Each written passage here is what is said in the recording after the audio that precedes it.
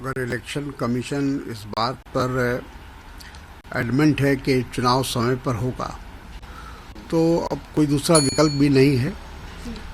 और जो कोरोना को लेकर जो गाइडलाइन है गवर्नमेंट ऑफ इंडिया का, उसको फॉलो करना पड़ेगा इलेक्शन कमीशन को। हालांकि अपोजिशन ने लगातार इस बात को कहा है कि ये समय नहीं है बिहार में चुनाव कराने का। एक तो कोरोना को लेकर लोग परेशान हैं और दूसरी तरफ बाढ़ भी बहुत बड़ी तादाद में आई है। बाढ़ आने से वहाँ भी उसका भी नुकसान हुआ है।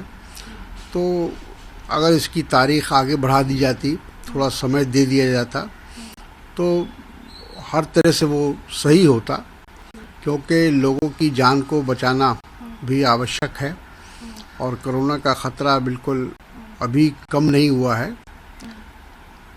लेकिन ऐसा नहीं लगता है कि इलेक्शन कमीशन उस पर विचार करेगा। तो अब तो वो एक ही विकल्प है कि तमाम गाइडलाइन को फॉलो करते हुए चुनाव कराया जाए।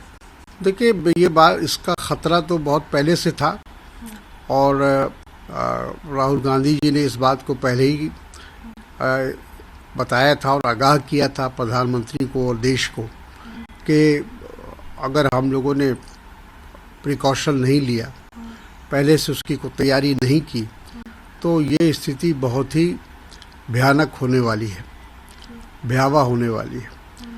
और वो अब दिखाई पड़ रहा है जिस तरह से दुनिया में अब हम एक प्रकार से पहले स्थान की तरफ बढ़ रहे हैं।